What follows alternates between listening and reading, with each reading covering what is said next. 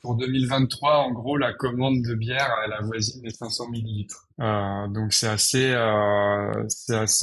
grandiloquent à l'image du Hellfest, de tout ce qu'il peut y avoir sur le festival. Et donc derrière, ça implique de la logistique assez particulière. Voilà, on travaille plus en flux ou alors vraiment de manière anecdotique. On travaille avec des citernes de 23 millilitres, citernes frigo. Donc on en aura 16 cette année dispatchés sur le site, sachant qu'en plus de ça, on aura 80 tanks de 1000 litres, donc c'est des gros fûts, comme on peut commencer à apercevoir d'ailleurs dans certains bars,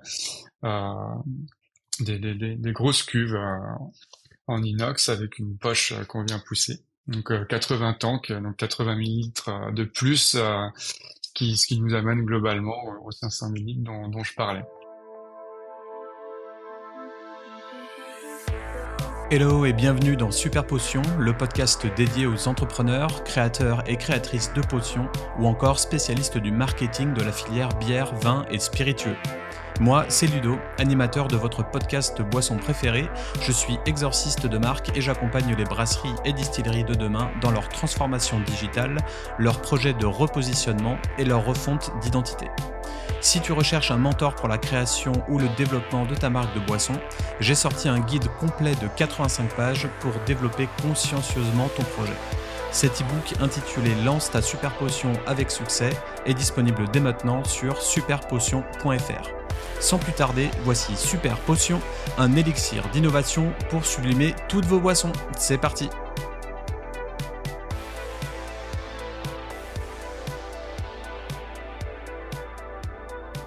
Salut à tous, salut à toutes, bienvenue dans Super Potion, dans ce nouvel épisode de notre podcast dédié aux acteurs de la filière boisson. On va se plonger dans l'univers unique du Hellfest, l'un des plus gros, si ce n'est le plus gros festival de métal en Europe.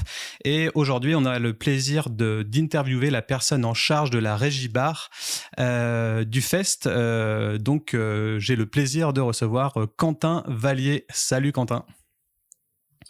Salut, merci de me recevoir.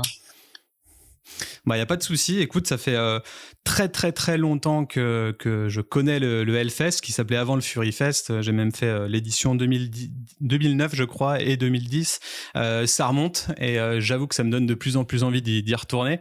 Mais du coup, bah, c'est un plaisir pour moi d'interviewer une personne qui fait partie de ce festival et qui le gère et qui gère la manière dont on s'abreuvoit là-bas. Je suppose que ça doit être un sujet hyper intéressant, mais hyper complexe quand même. Donc voilà, ça va être top et on va voir peut-être un petit peu les coulisses de comment ça se passe et comment on gère un tel événement. Alors avant tout ça, est-ce que tu pourrais te présenter rapidement à nos auditeurs, s'il te plaît? Oui, donc moi, Quentin Vallier, je suis au Hellfest depuis 10 ans, 2013, la première année. Ok. J'ai commencé en tant que bénévole au bar, enfin j'ai été invité, puis bénévole au bar, puis responsable bar, et depuis 2020 officiellement à la régie bar, même si avec les 2 années avortées à cause du Covid, j'ai pris vraiment mon poste l'année dernière. En tant que Ok, très responsable bien. régie bar. Et puis voilà, moi je travaille dans l'événementiel, j'ai une agence événementielle et prestataire technique qui s'appelle M45T, et donc je suis prestataire du Hellfest pour cette partie régie bar, régie des débits de boissons. Ok. Et avec M45T, t'as d'autres genres de clients, tu fais d'autres genres de prestations aussi à côté de ça? Oui, on est un peu un couteau suisse de l'événementiel, on organise des soirées corporate, on organise des festivals où on accompagne des festivals, petits et grands. On fait aussi du streaming, de la prestation son, lumière. Voilà, on s'adapte en fonction des besoins. Ok. Là, je sors Et par c'est exemple de la une chambre de entreprise à... commerce ce matin pour un D'accord. streaming. Ça va vraiment dans tous les aspects de l'événementiel. Ok. Et c'est plutôt une entreprise à échelle humaine et tu t'embauches des gens en fonction des prestats, c'est ça? Tu gères une équipe? Exactement. Ouais, D'accord. on restaffe la boîte en fonction des besoins, beaucoup avec des intermittents pour la partie prestations techniques et puis avec principalement des freelances sur tout ce qui est euh, partie événementielle, production et accompagnement événementiel. Ok, parfait. Alors comment on se retrouve au Hellfest à gérer le plus gros fest en Europe de musique extrême et de rock'n'roll au final. Enfin, comment tu t'es retrouvé là-dedans au final? Bah, ça s'est fait vraiment par petit à petit. Ma première casquette, mon premier métier, c'est d'être musicien. J'ai rencontré des gens qui étaient des amis et puis des amis de la prod du Hellfest. C'est pour ça que j'ai été invité en 2013 le dimanche. Et puis l'année d'après, j'ai été bénévole au bar. Et puis après, le responsable de bar a eu un problème de santé, donc je l'ai remplacé. Et puis après, j'ai filé un coup de main en amont du festival pour porter des gobelets, décharger des semis, etc. Pour la partie bar toujours. Et puis jusqu'à ce qu'on me demande d'intégrer la régie bar, notamment grâce à ma casquette d'agence événementielle et de toute la gestion logistique que je peux avoir au quotidien, qui est une nouvelle carte que qu'on peut jouer dans la régie bar maintenant, même si avant moi ça se passait très bien aussi, mais donc voilà, Ouais, ça plus on est t'arrivait pas le même nombreux, nombre de festivaliers, je suppose. Petit à petit, ça augmente à chaque fois ou il y a un palier qu'on peut pas dépasser? alors, pour l'instant, ça fait, enfin 2022 et 2023, ce sera la même jauge. On augmente le site d'environ 10%, mais avec une jauge constante. Et c'était quasiment identique en 2019 aussi, même s'il y avait moins de jours d'ouverture. Donc non, cette année, là, la grosse nouveauté, c'est le site qui s'agrandit avec notamment des nouveaux bars. On va, je pense, avoir l'occasion d'en reparler, mais avec Carrément. une jauge équivalente, ce qui permet de garder vraiment un confort, une expérience festivalier vraiment la plus optimale possible. Ok, parfait. Eh ben oui, effectivement, on va parler de tout ça, de combien il y a de bars, de comment c'est géré, de tous les petits secrets de logistique. Avant ça, on va faire place au super quiz. Donc, pour rappel, tu dois répondre le plus rapidement possible aux questions suivantes en choisissant une seule réponse. Est-ce que tu es prêt? C'est parti. Allez. Piano ou guitare électrique? Guitare électrique, Ingé son ou ingé lumière? ingé son, Wacken Open Air ou Metal Days? Metal Days, Bar Hardberg ou bar Jack Daniels? Hardberg, Bar Ricard ou bar Kraken? Kraken. Alors maintenant, c'est un petit peu quel genre de groupe tu verrais. J'ai regardé le line-up et en gros, c'est un groupe ou un autre. Kiss ou Hypocrisie? Hypocrisie, Behemoth ou Amenra? Amenra, Sum 41 ou As I Lay Dying? Sum 41, Papa Roach ou 1349? Papa Roach, Et pour finir, Slipknot ou The Ghost Inside? Slipknot. Allez. J'ai jamais eu l'occasion de voir Slipknot, c'était un de mes groupes préférés quand j'étais plus jeune, mais ça doit être quand même quelque chose, même si c'est plus les premiers albums. Enfin voilà, c'était tout pour le super quiz. On va revenir du coup dans le vif du sujet, dans le vif des enfers. Le Hellfest, c'est un événement vraiment unique en Europe, donc il y a énormément de défis majeurs pour gérer la logistique des bars lors d'un tel festival. Est-ce que tu pourrais déjà nous donner quelques chiffres relatifs, je sais pas, au nombre de personnes, au nombre d'hectolitres écoulés, etc. Alors oui, le Hellfest 2023, donc comme je disais, on n'augmente pas la jauge, donc ça restera globalement 60 000 personnes sur site à l'instant T. Nouveauté de cette année, on ouvre dès le jeudi après-midi, alors qu'avant ça Ok. commençait le vendredi. pour la partie vraiment site et la partie Metal Corner et LCT va même ouvrir dès le mercredi. Donc voilà, on gagne un jour de plus par rapport à d'habitude. Les chiffres sont assez astronomiques, hein. On est la plus grosse conso d'Europe, je pense aisément. Là, pour 2023, en gros, la commande de bière, elle avoisine les 500 millilitres. Donc 500 c'est le millilitres, un prévisionnel. demi-million de litres. Voilà, exactement. Ok. Donc c'est assez grandiloquent à l'image du Hellfest et de tout ce qu'il peut y avoir sur le festival. Et donc Ouais. derrière, ça implique de la logistique assez particulière. Voilà, on travaille plus en fût ou alors vraiment de manière anecdotique. On travaille avec des citernes de 23 000 litres, citernes frigo. Donc on en Ok. aura 16 cette année dispatchées sur le site, Donc auquel une de on plus que va l'année rajouter dernière, non? C'est ça? exactement, ouais, tout à fait. Ouais. Bah, un jour de Ok. plus, un bar avec de la bière en plus, donc on rajoute un peu, sachant qu'en plus de ça, on aura 80 tanks de 1000 litres, donc c'est des gros fûts, comme on peut commencer à apercevoir d'ailleurs dans certains bars, des grosses cuves en Mhm. inox avec une poche qu'on vient pousser. Donc 80 tanks, donc 80 millilitres de plus, ce qui nous amène globalement aux 500 millilitres dont je parlais. Ok, Et donc puis ça fait après, quoi? Ça fait il y a, 1 million de pintes, c'est ça? en gros c'est ça. Hein, si on divise par deux, on a très très peu de pertes sur le Hellfest. Tout est vraiment rationalisé au maximum. Voilà, on a des tuyaux qui passent dans des conduits souterrains.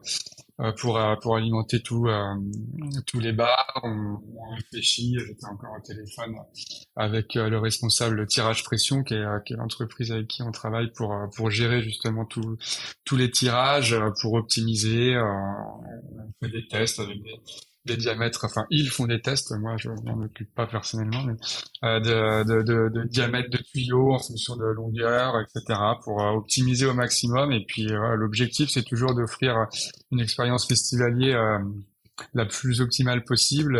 Ça passe par une bière fraîche, sans mousse et servie le plus rapidement possible. Donc voilà, on optimise tout ça jusqu'à la taille des comptoirs, le nombre de bénévoles par mètre linéaire, le nombre de cates pour le cashless par bénévole, le nombre de frigos. On sait que de plus en plus, malheureusement, on va atteindre des températures assez astronomiques, comme ça a pu l'être l'année Ouais. dernière sur le premier week-end, où il a fait plus de 40 degrés sur le bitume, Ah ouais, 40.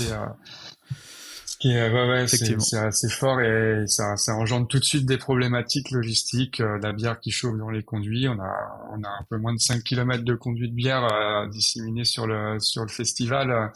Donc Donc même sous terre, ça chauffe quand même? ouais, on n'est pas dans des conduits qui sont assez profonds pour pouvoir garder la fraîcheur de la terre. Et puis la bière, ça se joue à un demi-degré, hein, en fonction de est-ce qu'il y aura de la mousse ou pas. Donc voilà, Ouais. ça fait pas mal de petites choses mis bout à bout pour ce qui est en tout cas de la bière. Après, on a du cidre aussi, du Magners qui vient d'Irlande. Donc ça, c'est pareil, c'est en constante augmentation en termes de consommation. Donc c'est assez Ok. inédit. Et donc C'est là, une des trends on nouvelles va. du coup, le cidre? Alors, ça fait très longtemps qu'on l'a sur le festival, mais en tout cas, c'est surtout l'année dernière, c'est vraiment une grosse augmentation en termes de consommation. Alors, D'accord. est-ce que c'est parce que justement il a fait chaud, notamment le premier week-end, et que certains considèrent ça comme plus désaltérant.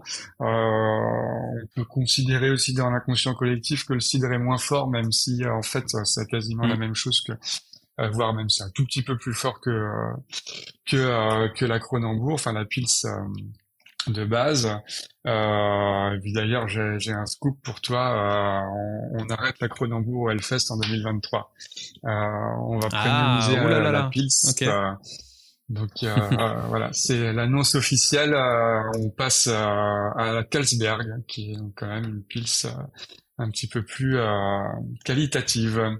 Donc, gros Ok, ouais, donc changement c'est parce que c'était à le ce niveau-là. partenaire, c'était le partenaire officiel de toutes ces dernières années, enfin depuis le début, non, Cronenbourg au final. Alors ça le reste parce que ça reste toujours la même maison en fait.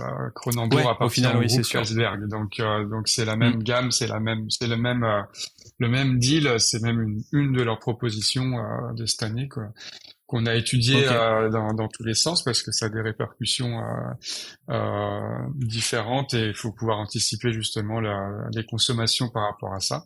Hmm. Mais on est arrivé à un accord et donc c'est la gamme principale deviendra donc Carlsberg, Grimm et puis la bête IPA Ok, donc 666.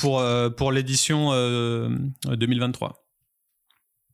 Ouais, tout à fait. Dans un peu plus d'un mois Ok, là. d'accord. Ouais, je trouve que ça fait complètement sens. Alors, on reste dans un gros industriel, hein, une grosse maison qui fournit ça. Mais ce que je peux voir au fur et à mesure de mes rencontres, de mes interviews, de mes analyses, c'est que au final, la bière, c'est la sphère craft, c'est beaucoup de gens qui sont de ce milieu-là, et même le renouveau de la craft en France, ça a été mis en place par des métalleux. La plupart du temps, c'était des métalleux qui tenaient les caves à bière, et du coup, ça fait sens que ce type de personnes veuillent avoir des bières plus qualitatives, plus typées craft dans l'idée, dans ce genre de festival. Donc, je pense que c'est un bon move. Ça reste encore subtil parce que c'est encore du gros. Et en même temps, eh ben, il faut travailler avec des gens qui peuvent se permettre de faire un tel volume parce que c'est astronomique comme tu disais au début. Donc ouais, tu peux pas te Oui, permettre c'est vraiment l'enjeu, de hein. gérer avec ouais. Mais ok, bah top, Aujourd'hui, parfait. on peut pas se permettre de mettre de la craft partout, ne serait-ce que pour un problème logistique et technique. Hein, c'est pratico-pratique. Nous, on boit tous Ouais. de la craft aussi à côté. On boit aussi de la pils quand il fait chaud l'été en terrasse. Mais voilà, ce que je peux dire par rapport à la craft, c'est qu'on la met quand même à l'honneur et un petit privilège de nos bénévoles qui nous rendent des services tous les ans. C'est qu'on a Couille de Loup, donc une brasserie craft qui est présente pour les bénévoles dans l'espace Mhm. bénévole. Donc voilà, privilège Ok. pour eux. Et puis cette année, alors ça avait été déjà testé, mais on remet de la bière Hellfest IPA de chez Ouais. Mélusine uniquement pour le dans le bar artiste. Voilà, donc on est vraiment sur un lieu privé du festival, mais c'est vrai que les artistes internationaux qui viennent ici, ça nous paraissait important de leur faire découvrir une bière vraiment brassée localement juste à côté du Hellfest et puis brandée à l'effigie du festival. Donc voilà, on Mhm. essaye quand même de le mettre un peu à l'honneur, mais sur des parties privées du festival. La partie publique reste évidemment via le groupe Crow et Carlsberg, car Ouais, pour donc j'allais te l'instant, demander s'il y avait s'il y avait une boisson phare qui se retrouve dans tous les bars, mais non, au final, vous sélectionnez quand même une boisson type par style de bar ou par espace, quoi. Il y en a pas une bah, qui il y se a retrouve toujours partout, il y a la Carlsberg qui se retrouve absolument partout, la à part Grimm celle-là, ouais. quasiment aussi, la Bête en fonction des typologies de bar et des possibilités techniques. Après, on a la Bête blanche également, la Guinness et la Grimm rouge. Notamment sur la Grande Roue 2, où on peut retrouver quelques bières toujours de grandes marques, mais légèrement différentes des trois entités de base. Et tu mentionnais du coup les canalisations souterraines. J'avais lu sur un article de l'année dernière de actu.fr qu'il y avait effectivement à peu près 4 km de tuyauterie, dont 2 tiers qui sont sous terre. Comment ça se passe pour le froid aussi? Parce que tu mentionnais Magners et le fameux Magners en ice. Donc je sais pas, ils ont peut-être un rider qui dit ouais, je veux que la Magners elle soit servie hyper fraîche. Donc après tu fais ce que tu peux avec le festival. Mais comment tu fais pour refroidir justement toutes ces bières? Le froid, il se passe à quel endroit? À la toute fin, au début, sous terre? Alors, elle se passe à plusieurs endroits. Elle commence directement dans les citernes. Comme je disais, c'est des citernes de 23 000 litres frigo. Donc, la bière, elle reste à une température assez proche de zéro à l'intérieur de ces citernes. Ensuite, elle est poussée par des grosses bonbonnes de CO2. Donc c'est là où il peut y avoir un réchauffement justement dans la tuyauterie, notamment sous terre, jusqu'à arriver à Mhm. la tireuse où la tireuse a un gros froid et donc on vient refroidir une dernière fois avant service la bière pour qu'elle arrive le plus frais possible dans le gobelet pour le festivalier. Donc ça se joue à plusieurs niveaux et pour tout ce qui est bière, tout ce qui est fût pardon, notamment la Magners. D'ailleurs, ça me permet de rebondir sur aussi sur les softs et puis l'autre partie de la logistique qu'on a à effectuer, c'est toutes les semi-frigos qui contiennent tout le soft et tous les fûts. Donc là, on a commandé par exemple 4 conteneurs de Magners, donc quasiment 2000 fûts euh, de Magners qui sont derrière dans des camions frigo. Et donc c'est un peu le même système, c'est-à-dire que ça a le temps de refroidir et de rester à température proche de zéro dans le fût, dans les camions. Et puis après, ça repasse directement dans les tireuses. Pour le coup, tout ce qui est fût, ça va, il y a pas de tuyauterie, c'est directement branché sur la tireuse. Ok. Et Ok, ça donc, marche. pour revenir sur les semis, on a 15 semi-remorques frigo, en gros, disséminés sur le site, qui permettent de garder au frais toute la gamme de soft, donc Coca, Fusti, Sprite, Orangina, toute la gamme Red Bull, avec cette année là, une nouveauté Red Bull Pastèque. Et puis après, tous les petits à côté, notamment tu parlais d'Arlberg dans le quiz tout à l'heure, mais voilà tout ce qui est French Tonic, French Ginger Beer, qui a une nouvelle marque, et puis Thomas Henry aussi en ginger et en tonic. Mais ça, c'est vraiment sur les bars craft cocktail. Principalement D'accord. où ils ont décidé de travailler avec des produits plus locaux. Sinon, ça reste Red Bull qui a la parole sur l'ensemble du festival, est visible sur tous les bars et disponible sur tous les bars. Et du coup, si on parle plus architecture et agencement, il y a combien de bars ou d'espaces dédiés à la boisson déjà dans le fest? Je dirais qu'il y en a une vingtaine en gros. Je les ai pas recomptés, mais donc on a tous les bars qui sont sur le site du Hellfest, donc qu'on connaît déjà. Là-dessus, pas de nouveauté, si ce n'est qu'on rajoute un nouveau bar avec cette extension de site. Donc en miroir à la scène Warzone vient s'implanter la scène Valais, qui était jusqu'à présent plutôt à l'entrée du fest. À côté des deux scènes un peu plus hard, Altar Temple. Mhm. Donc on a une nouvelle création de bar à ce niveau-là. Et puis du coup l'ancienne scène Valais va devenir un gros pôle merch. Donc le plus gros pôle merch qui existe en Europe Ok. pour pareil satisfaire le festivalier au maximum, essayer de diminuer la queue qu'il y avait tous les ans pour acheter les dernières nouveautés de la ligne Hellfest. Donc un nouveau gros pôle à ce niveau-là, et puis on se retrouvait avec nos deux princesses, on les appelait comme ça, au centre du festival, qui étaient les deux anciens merch justement. Et donc Johan, le vice-président, enfin cofondateur du Hellfest, a eu l'idée d'incorporer un bar à cocktail. Euh, Ok. qui sera fourni par Cocorico, une nouvelle entité qui vient d'arriver sur le marché, qui nous fabrique des tireuses exprès, alors pas que pour nous, ils s'en serviront après, mais qui en tout cas designé des nouvelles tireuses pour offrir 4 nouveaux cocktails sur le site qui sont déjà dilués. Hein. L'idée c'est de pouvoir augmenter la gamme, mais pas En forcément mode RTD taper du sur coup? la. Ouais. Et puis un autre bar à smoothie également.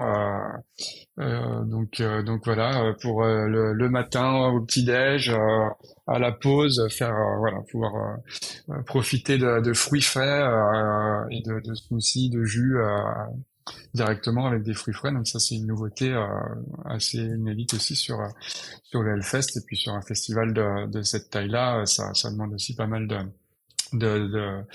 de, de logistique derrière, notamment pour revenir au froid, toute la gestion du glaçon qu'on va venir mettre dans ces cocktails et dans ces smoothies.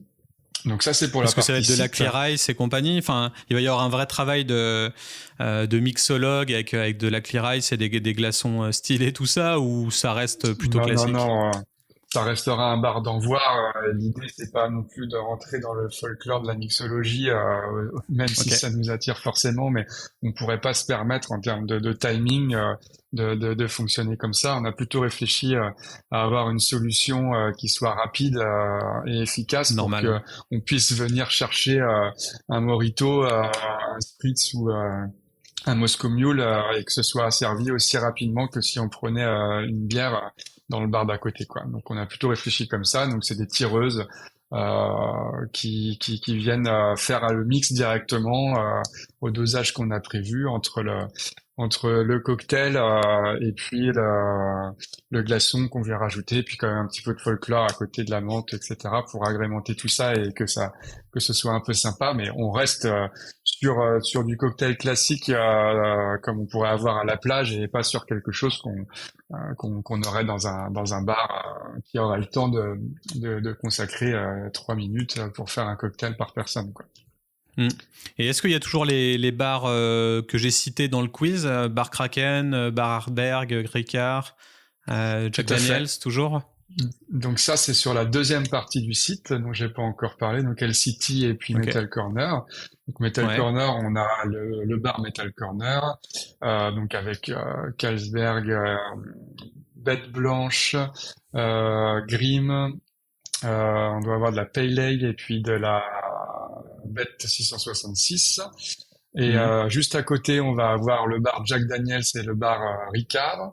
Donc ça c'est vraiment sur le coin Metal Corner et après sur le LCT donc on a notre bar Hellgate 1 qui va faire toutes sortes de long drinks classiques et rapides et puis le bar de Marjo enfin on l'appelle comme ça en tout cas qui va être divisé en trois avec un conteneur Kraken, un conteneur Ardberg et puis un conteneur Craft Cocktail, voilà, donc dans la même lignée de ce qui avait été fait l'année dernière. Ok. Ok, bah ouais, c'est top. Et au-delà de la bière et des spiritueux, tu mentionnais un petit peu les softs. Donc j'ai l'impression que vous faites rentrer aussi des marques peut-être un peu plus craft en termes de soft. Et est-ce que tu as des datas sur l'eau, tout simplement, et sur peut-être le nombre de softs écoulés versus le nombre d'alcool? Alors je peux reprendre un petit peu mes dossiers, hein, tac tac tac sur l'eau par exemple cette année la commande de départ c'est 3000 packs de 24 bouteilles d'eau sur l'ensemble du site. Donc ça c'est pour les festivaliers également pour les artistes sur scène, etc. Après Mhm. sur la Red Bull, les commandes c'est pareil, c'est un peu plus de 3000 packs de 24 sur le site. Après, je peux essayer de retrouver des stats de l'année dernière, si tu me laisses le temps. Tac. Ouais, pas de souci. Là, tu parlais par jour ou pour l'ensemble du festival? Non, non, sur l'ensemble du festival, ouais. Sur l'ensemble? Euh, mm, Ok. mm. Et puis après, sur le temps que je cherche tout ce qui est un peu craft sur je disais, le ginger beer et puis le tonic, c'est sur le bar, sur les trois bars que je viens de citer, Ardberg, Kraken et puis le craft bar. Le reste du Ok. festival sera abreuvé uniquement par Red Bull. Ça marche. Euh, Donc ouais, petit à petit, on voit que vous prenez en compte ce mouvement en craft quand même et vous essayez de le distiller un petit peu dans votre fest tout en gardant l'idée de base qui est qu'il faut envoyer quoi dans tous les cas. Donc vous faites la part des choses. Donc il y a quand même un petit peu la place pour les micro-distilleries, micro-brasseries dans ce type d'événement, même si c'est bien plus facile de gérer directement avec les indus. Mais au final, si je suis une marque, que je lance une marque et que j'ai envie de titiller un peu le Hellfest pour y être présente, est-ce que c'est possible? Quelles conditions il y a? Enfin, comment vous faites votre sélection au final? Bah, alors là, ça va être la limite de ce que je peux raconter moi, c'est-à-dire que moi je fais de la logistique et de la prod, mais je fais pas du tout de sélection. C'est Johan et la prod du Hellfest qui le fait en amont. Okay. Donc bah là, je sais que il y a des contrats qui sont bien implantés parce que ça fonctionne bien, notamment depuis l'année dernière avec Kraken Hardberg. Donc et puis après les mastodontes comme Jack et Ricard. Donc comment faire? Je dirais qu'il faut prendre contact avec Johan et avec la prod ou via les distributeurs locaux. Voilà, nous on travaille avec ABN notamment. Enfin, principalement à 95%. Donc, c'est eux qui peuvent nous faire remonter des envies de marques craft qui auraient envie de monter. Et puis derrière, c'est aussi Marjorie que j'ai cité, voilà, qui est en charge justement de la gestion de ces bars-là, Ouais. qui a un lien pour être privilégié avec ces acteurs alcooliers et qui travaille avec eux pour proposer une offre au Hellfest qui soit cohérente entre augmenter la gamme, la qualité, etc. et rester dans l'idée qu'on accueille 60 000 personnes et que on peut pas se permettre d'avoir la même logistique que dans un bar traditionnel. Donc faut jumeler un peu tout ça. Ouais, c'est clair.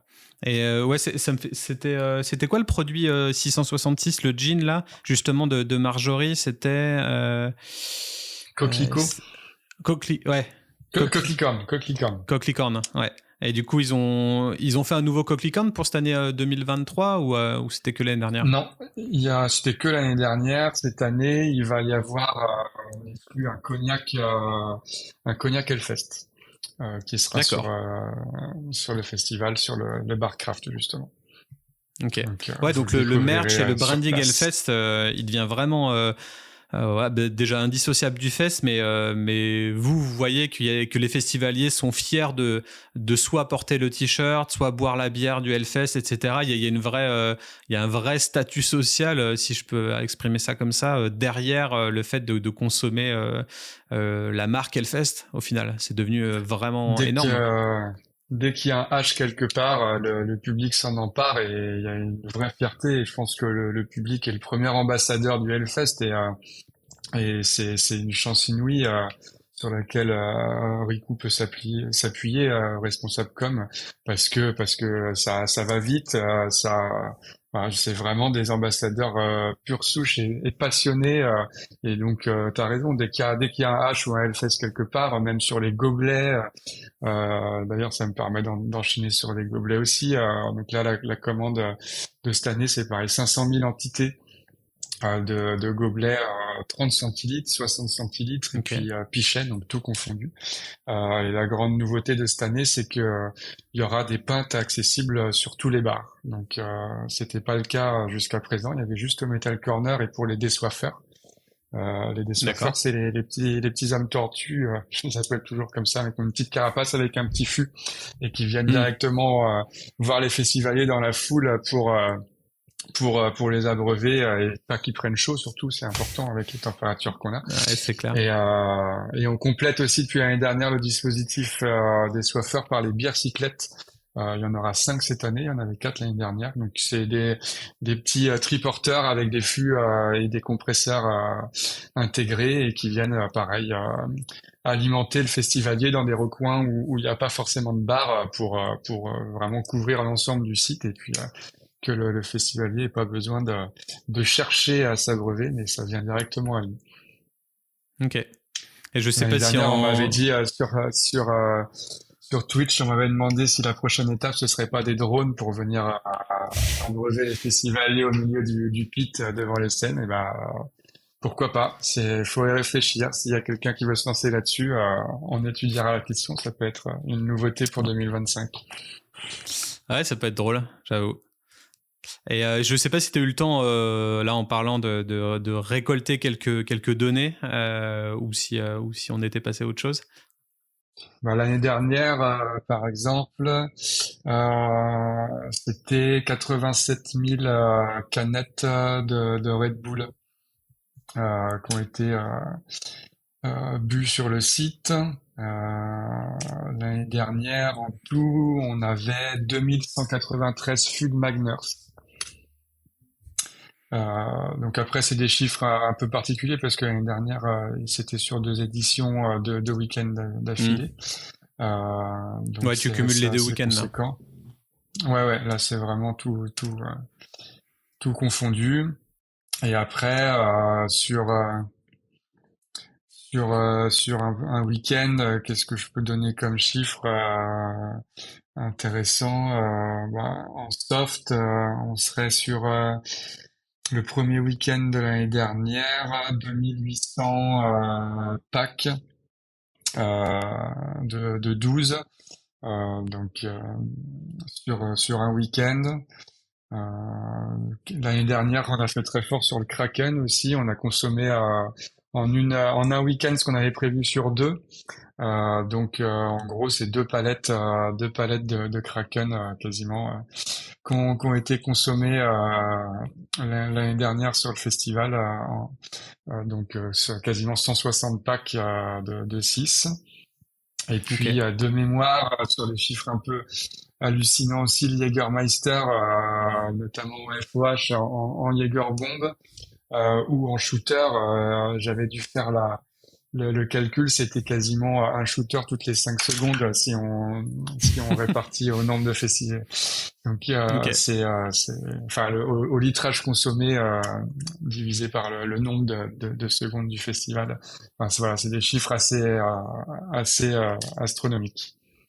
Et du coup, est-ce que vous pouvez vous permettre de vous donner vos objectifs aux marques? Est-ce que ces marques-là, maintenant, ont limite besoin de vous pour leur chiffre d'affaires annuel et ils comptent sur les Hellfest pour écouler leur stock? Comment ça se passe à ce niveau-là? Parce que vous pouvez au final piocher dans ce que vous voulez. Vous êtes tellement gros maintenant que tout le monde se fera un plaisir d'être distribué au Hellfest. Et en même temps, il y a toujours cette donnée de volume qu'il faut arriver à atteindre et être constant et cohérent Donc, comment ça se passe à ce niveau-là? Vous arrivez à être un peu compétitif? Bah, on croise nos données, hein. Moi, j'aime bien travailler dans un premier temps de mon côté avec les chiffres que j'ai en ma possession. Les marques aussi, de leur côté, font leur travail. Et puis, on se donne une date, on s'échange nos fichiers, on compare. Si on est d'accord, c'est que vraisemblablement, on est dans le vrai. Et puis, quand il y a des différences sur certaines gammes, et ben on essaie de savoir pourquoi, comment on a fait nos projections, quels paramètres on a pris en compte, est-ce on préfère être un peu rack parce que on va pas faire venir des palettes pour rien, d'autant que au bout d'un moment le site est pas extensible et que les 15 semi frigo on peut pas remplir comme on veut, puis après la cam faut la passer si elle n'est pas consommée au Hellfest, il y a quand même des DLC, des problématiques de logistique avec le Ouais. distributeur. Donc on va pas commander pour commander en étant super large partout en se disant c'est pas grave. Si ça peut l'être parce que en fonction de la gamme qu'on produit derrière pour réécouler le stock, c'est pas forcément simple pour le distributeur. Donc c'est un commun accord entre les objectifs et puis la réalité du terrain. Voilà, on a quand même la chance d'être un festival qui a de l'ancienneté avec des chiffres en constante augmentation, mais des bases de données assez solides sur lesquelles on peut se baser pour faire nos prévisions pour l'année prochaine. Puis après, on a des responsables de bar aussi qui sont souvent barman ou responsables de bar ou patrons de bar à côté, donc on suit un peu la mouvance et puis les statistiques du milieu CHR tout au long de l'année et on vient agrémenter un peu nos avis et nos commandes par rapport à ce qui se fait, notamment sur les cocktails qu'on a choisis là. On sait que le Moscow Mule en ce moment prend une part assez importante avec donc on a directement penché vers ce cocktail là plutôt qu'un autre. Donc voilà, on fait un mix un peu de tout ça et puis on compare et on commande. Et justement, Et tu puis parles après, du Moscow Mule en termes de tendance. Est-ce que tu penses que le Hellfest peut driver des nouvelles tendances et créer des découvertes pour les festivaliers? Est-ce que tu penses que c'est plutôt l'inverse? Les festivaliers recherchent tel ou tel type de boisson, du coup il faut leur proposer. Qu'est-ce que tu en penses? je pense que déjà avoir une gamme aussi complète sur un festival, c'est globalement assez inédit. Et donc on est quand même plutôt à se baser sur les retours d'expérience du quotidien dans le milieu CHR et d'essayer d'apporter une qualité de gamme et une couverture de gamme aussi importante que qu'on pourrait retrouver dans un CHR. Mais comme je disais, avec les problématiques de logistique du Hellfest. Après, comme on disait, dès qu'il y a un Hellfest ou un H quelque part, ça fonctionne. Après, de là à être un ambassadeur de telle ou telle pratique de consommation, je n'irai pas jusque-là. Et en tout cas, ça dépasse mon rôle de logisticien, on va dire. Et donc, je t'avoue que c'est une question qui me prend un peu à dépourvu. Je pense pas. Je pense que plutôt on s'adapte à la consommation et aux besoins, aux envies du quotidien des festivaliers, plutôt que Ouais. l'inverse. Ok, d'accord. Et en termes RSE, c'est devenu quand même un enjeu majeur pour les événements, surtout pour des gros événements de ce type-là. Comment le Hellfest aborde-t-il cette question, notamment en termes de réduction des décès? J'ai fait un gros lapsus. Aussi. Réduction des déchets et recyclage. Alors, par exemple, on fait un triple tri sur les bars. Donc, toutes les canettes Red Bull sont dans des sacs plastiques rouges et donc vont pouvoir être revalorisées derrière plus facilement. On a les poubelles avec les déchets alimentaires et puis tout ce qui est carton et bouteilles plastiques. Donc déjà, on fait un tri vraiment drastique directement au niveau des bars. Grande nouveauté cette année aussi, on a changé de prestataire pour le lavage gobelet. On fait appel à Imprimecom, qui est une boîte locale, qui les gobelets sont faits globalement à Questembert, si je dis pas de bêtises, quasiment en totalité. Donc c'est juste à côté de Nantes. L'imprimerie du coup, Imprimecom était à Orvaux, donc à 45 minutes de Clisson. Et donc le système de laverie, on ne va plus utiliser de carton et de plastique pour récupérer les gobelets, mais on va avoir des bacs en plastique qu'on réutilisera tous les ans. Donc ça va représenter un peu plus de 2000 bacs qu'on va venir Ok. dispatcher sur l'ensemble du festival et ce qui nous permet parce qu'avant on mettait les gobelets sales dans du plastique pour les mettre dans des cartons parce que sinon les résidus de bière qu'il pourrait y avoir ça niquait les cartons et donc on était obligé d'en remettre, etc. Donc ça on a supprimé totalement les quelques 5000 cartons qu'on pouvait utiliser sur le week-end pour uniquement pour la gestion des gobelets et donc on passe dans du plastique réutilisable. Pareil, on va réutiliser beaucoup de gobelets de l'année dernière. Avant, il y avait des gobelets qui étaient broyés et refondus, on va dire. Enfin bref, je connais pas toute la logistique des Coca-Cups à l'époque, mais et là, on a décidé de garder les gobelets qui étaient à l'effigie de l'année dernière. Et ben c'est pas grave, on les réimplante sur le site et cette année, il y aura très peu de production de gobelets de 2023, donc à peu près 60 000 Ok. de chaque Ouais, c'est pas mal entité ça. sur les 500 000 dont je te parlais tout à l'heure. Donc ça va être un peu la course au trésor aussi pour les festivaliers. On va les dispatcher un peu tout le long du week-end et sur tout le site. Donc un peu une chasse au trésor pour trouver les millésimes gobelets de cette année, quoi. Donc c'est des petites Ok. choses qui viennent se faire et des éléments pratico-pratiques aussi sur l'électricité. On rationalise au maximum les choses. On vient déposer les frigos Red Bull un peu partout et on décide de les allumer au dernier moment. On calcule combien de temps il faut pour les remettre en froid, etc. L'année dernière, entre les deux week-ends, on a vidé les frigos pour les remettre dans les semis pour pouvoir éteindre les bars. On a rééteint les tireuses. Enfin, on essaie de rationaliser un petit peu tout ce qu'on peut à droite à gauche. Voilà. Après, un festival, ça reste quelque chose, un événement énergivore, mais on peut C'est quand sûr. même essayer de faire un maximum de choses et petit à petit rajouter des petits éléments qui permettent d'être un peu plus efficient sur la démarche RSE. Et puis Et tout est sur automatisé au l'égalité final? femmes. Alors, tout est automatisé. Non, sur les chaînes de lavage gobelet, par exemple, c'est une grande chaîne qui fait quasiment 20 mètres de long, et il y a quand même des humains qui travaillent derrière pour mettre les gobelets sur les chaînes et les récupérer, etc.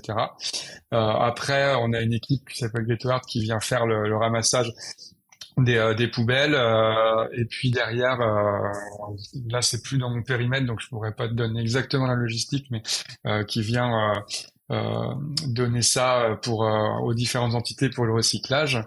Non, il y a encore beaucoup de besoins en bénévoles sur le festival et c'est ce qui fait la richesse aussi du Hellfest, c'est de pouvoir compter sur des festivaliers toujours présents, mais également sur des bénévoles toujours présents à Donf et prêts à tout pour faire en sorte que le Hellfest reste ce qu'il est et Hmm. proposer toujours un beau week-end une fois par an aux festivaliers.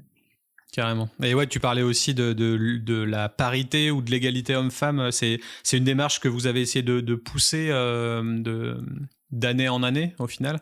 Ouais, bah moi c'est quelque chose sur lequel je travaille quotidiennement. Notamment, j'accompagne le Printemps des Fameuses et puis le collectif des Fameuses, qui est un collectif sur l'égalité femmes-hommes de Nantes. Donc, je suis très sensible à ça. Et je sais que alors, j'ai pas de stade précise, mais que sur les équipes bar, on doit franchement pas être loin de la parité sur les bénévoles et sur les responsables aussi. Donc, c'est quelque chose qui était assez naturel. Et puis, malgré tout, comme au Hellfest, il y a encore quelques brebis galeuses dans les festivaliers et quelques gros cons qui se permettent des choses pas correctes. Et ben il y a quand même beaucoup de choses qui sont faites pour rester sur un festival le plus safe possible. Nous, nos bénévoles, ils sont quand même assez alertes là-dessus aussi pour déceler des situations qui pourraient être compliquées si elles venaient à arriver. On a des cellules aussi psychologiques sur place au cas où. On a des points pour les femmes qui pourraient avoir eu des problèmes d'agression. Donc ouais, ça reste assez anecdotique sur le festival, je trouve, par rapport à malheureusement la tournure des choses dans les centres-villes. Mais on reste toujours alerte là-dessus et on essaie de faire un maximum de choses. En ce sens, c'est un point crucial en tout cas qui a toujours Ah été ouais, c'est sûr. défendu et moi le premier. Carrément. Ok, bah c'est une bonne chose ça. Et ouais, tu parlais tout à l'heure qu'il y avait une bière ou une ligne de boisson qui était spécifiquement amenée pour les artistes. Est-ce qu'il y a des artistes exigeants qui demandent un type de boisson en particulier? Est-ce que vous devez d'avoir des boissons typiques ou des choses que vous proposeriez pas dans les autres bars juste pour des artistes précis, pour les têtes d'affiche, je sais pas, ou est-ce qu'il y a des demandes spécifiques à ce niveau-là? Alors honnêtement, j'en sais rien. Ça fait pas partie de mon périmètre. Ok. Moi, je vais travailler sur le bar artiste, sur l'espace artiste commun, on va dire. Et après, il y a les demandes des riders, des groupes. Et évidemment, il doit y avoir des choses complètement folles de demander par certains artistes. Voilà, l'année Je dernière, pense. il y a eu jusqu'à une loge éphémère pour Metallica qui a été créée. Ce qui était d'un luxe digne des plus grands hôtels parisiens. Donc, il y a des Ok. demandes des fois complètement grandiloquentes de certains artistes, mais c'est carrément géré en interne par l'accueil des artistes et puis et la prod. Et là-dessus, j'aurais pas de données à te dire, mais pour avoir été intermittent et musicien pendant 15 ans, on en entend parler. Et oui, des riders complètement fous avec des demandes incongrues, il y en a tout le temps. Et je pense qu'ils doivent bien s'arracher les cheveux pour réussir à pas non plus tomber dans l'excès, mais à faire en sorte que les artistes soient accueillis les demandes qu'ils ont faites en amont du festival. En termes de d'eau et de sans alcool, alors déjà, est-ce que il va y avoir des offres de spiritueux sans alcool ou bières sans alcool? Est-ce que ça fait pas du tout partie du line-up? Alors, on va avoir de la tourtelle twist, comme on avait l'année dernière. Ça a pas mal Ok. fonctionné, finalement.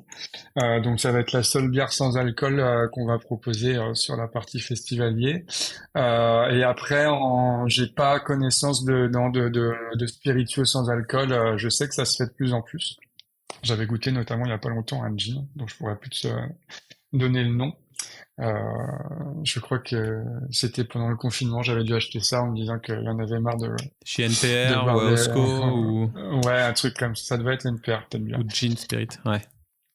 Mais non, en tout cas, il y a rien de prévu pour l'instant. Écoute, c'est peut-être un axe d'amélioration de la gamme pour l'année prochaine, à voir si ça prendrait. Tu me dis, on va bien faire des smoothies, hein, pourquoi pas faire des cocktails sans alcool. Mm. Et au final, pour tout ce qui est expérimentation de nouvelles boissons avant de les donner aux festivaliers en grand nombre, ça va être quoi? Ça va être le Metal Corner, ça va être l'espace pour les bénévoles, ça va être vous testez comme ça des différentes nouvelles boissons sur des plus petits espaces? Bah, on a déjà des soirées, on a notamment la soirée de remerciement bénévole Hellfest qu'on peut utiliser et qui a été utilisée notamment pour la solution cocktail là, Mm. pour savoir sur un nombre assez conséquent de personnes ce que ça peut donner. Après, on a quelques soirées aussi à droite à gauche qu'on peut faire pour tester. Et oui, ça peut être un terrain de jeu sympa. Le Hellgate, notamment le craft cocktail de Marjo, là, ça va être un nouveau terrain de jeu. Et donc ça peut faire sortir des nouvelles choses pour les années d'après, hein, qui est sûr. Enfin, on s'adaptera et on verra en fonction de l'habitude de consommation des festivaliers cette année et voir ce qu'on peut améliorer l'année prochaine. Carrément. Bah écoute, ouais, en tout cas, c'était bien complet, bien intéressant. Est-ce que tu peux nous rappeler les dates du Hellfest de cette année? Alors oui, alors attends, je les reprends exactement parce que moi j'ai les dates sur lesquelles je serai sur le festival, mais donc ouverture le 14 de la partie Metal Corner, 14 juin, Metal Corner LCT, et à partir du 15 juin après-midi, donc le jeudi, ouverture du site, jusqu'au 18 juin, dimanche 18 juin pour la clôture. Ok. Et c'est sold out ou il y a encore moyen de récupérer des Non, sold non, out? je sais plus. Je crois que ça a mis même pas 1 heure et demie cette année encore à être complet. Donc Donc tu aurais des malheureusement tips pour pour avoir sa place. Les billets sont mis en vente en quoi? En octobre, en novembre, dès que c'est fini? ouais, en général c'est ça. Après des tips non. Je sais que qu'il y en a.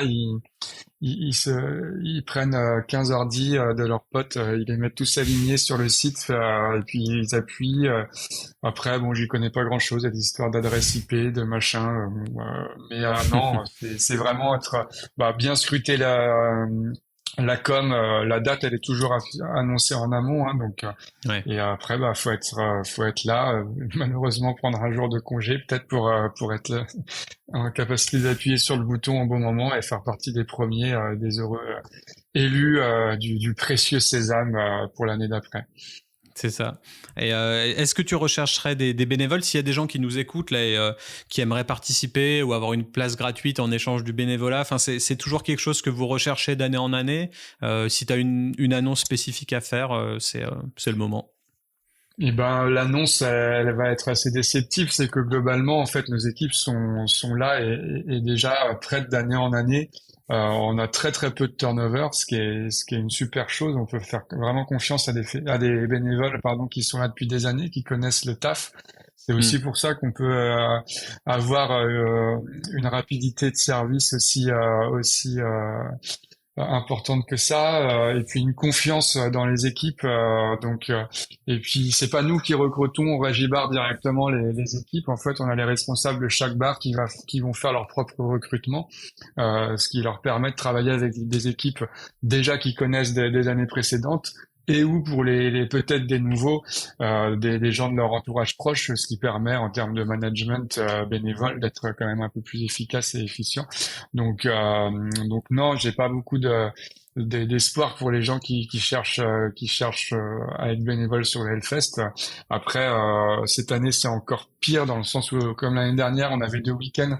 On a beaucoup augmenté le nombre de bénévoles pour couvrir l'ensemble des 2 semaines, parce que tout le monde pouvait pas être présent 10 jours sur place et prendre 10 jours de congé. Donc cette année, comme de toute façon, sauf contre-ordre parce que quelqu'un aurait déconné, on reprend toujours sur notre liste de bénévoles qui ont déjà participé. Et voilà, on essaie de rester fidèle aux bénévoles autant que les bénévoles nous sont fidèles, quoi. Donc vous avez bien la chance pour ça, hein. C'est top. Ouais, c'est une chance inouïe et c'est ce qui fait que le festival du Hellfest est ce qu'il est aussi. Donc, on remerciera jamais autant les bénévoles de soutenir le festival comme ils le font. Et donc, encore merci et d'avance merci pour 2023. Parfait. Et est-ce que toi, tu as un lien en particulier pour te contacter? C'est quoi la meilleure manière de te contacter si on veut te demander des choses?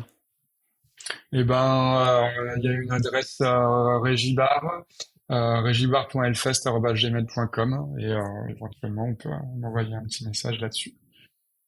Ok, sachant ça que marche. comme je disais, je fais surtout de la logistique, hein, donc au-delà de ça, je ne suis pas du tout un bon passe-plat pour d'autres choses et d'autres demandes.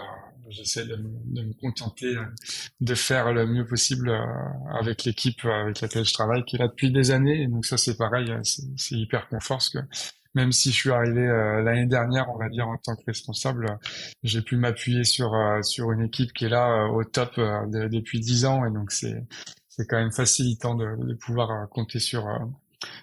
Donc merci les gars. C'est clair.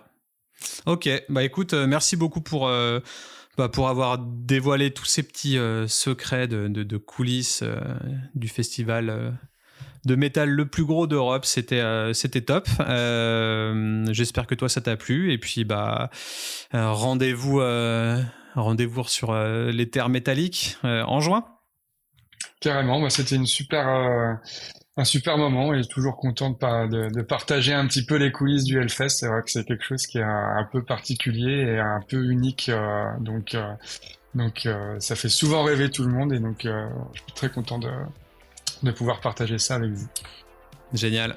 Et à la prochaine. À très bientôt. Salut. Merci beaucoup. Salut. Je suis Quentin Vallier et vous écoutez Super Potion. On vient de passer la barre des 10 000 écoutes, merci à toi pour ta fidélité.